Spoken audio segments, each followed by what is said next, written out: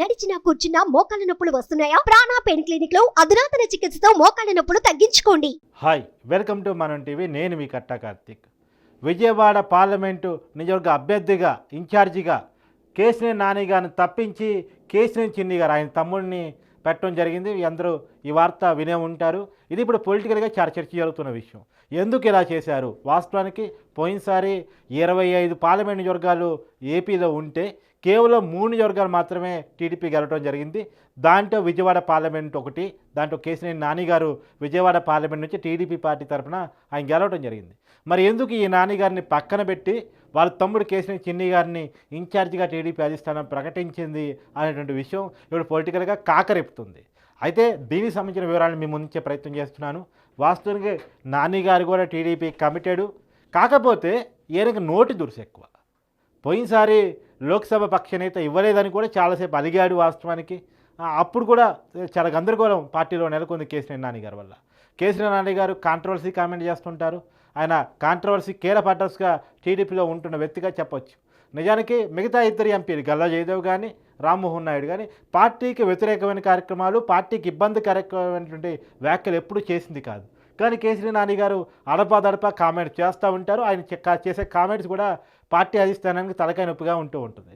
ఇప్పుడు అదే కేశినేని చిన్ని గారు ఆయన బ్రదరు. యాక్చువల్గా వీళ్ళిద్దరికీ పడదు, కుటుంబ విభేదాలు వీళ్ళిద్దరి మధ్య ఉన్నాయి. కానీ కేశినేని చిన్ని గారు ఎప్పుడు పార్టీకి లాయల్గా ఉండేవాళ్ళు. ఇప్పుడు లోకేష్ గారు చేసిన యువగలం బాధ్యతలని కృష్ణా జిల్లాలో పూర్తిగా తన భుజాల మీద వేసుకున్నారు. తిరువూరు నియోజకవర్గం తర్వాత నందిగాం నియోజకవర్గానికి మొత్తం అన్ని రకాల పార్టీ సమన్వయ పనులన్నీ కూడా తన భుజాల మీద వేసుకున్నారు కేశినేని చిన్ని గారు. ఇలా రకరకాల కాంట్రవర్సీలు ఇప్పుడు కేశినేని నాని గారు చిన్ని గారి విషయంలో కాంట్రవర్సీ కామెంట్ చేసినా చిన్ని గారు ఎప్పుడు బయటపడి కామెంట్స్ చేయలేదు. అది పార్టీకి ఇబ్బందికరంగా మారకూడదనే కారణంతో ఆయన పార్టీకి లాయల్గా ఉంటూ వచ్చారు.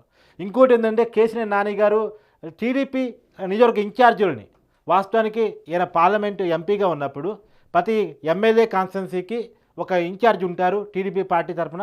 వాళ్ళెవరిని ఆయన కలుపుకొని పోలేదు, వాళ్ళకి వ్యతిరేకంగా పోయారు. ఇంకా చెప్పాలంటే వైసీపీ ఎమ్మెల్యేలతో స్నేహంగా ఉంటూ గత కొంతకాలంగా వస్తున్నారు కేశినేని నాని గారు. సో ఒక టైంలో పెద్ద వివాదం అయింది. నియోజకవర్గ ఇన్ఛార్జీలంతా టీడీపీ పార్టీ అధిష్టానం కంప్లైంట్ కూడా చేశారు.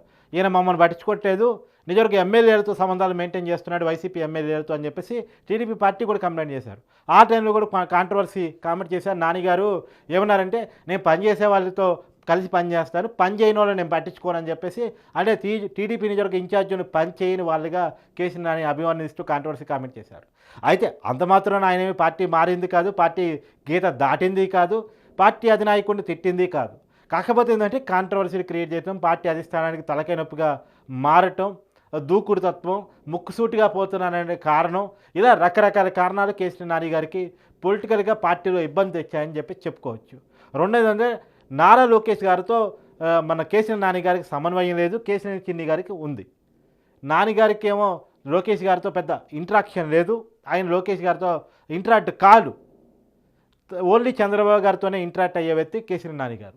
చిన్ని గారు లోకేష్ గారితో ఇంట్రాక్షన్ ఎక్కువ, ఆయన యువగలం బాధ్యతలు కూడా తన భుజాల మీద వేసుకున్నారు. అలానే చంద్రబాబు గారికి అదే రకమైన గౌరవం ఆయన ఇస్తారు.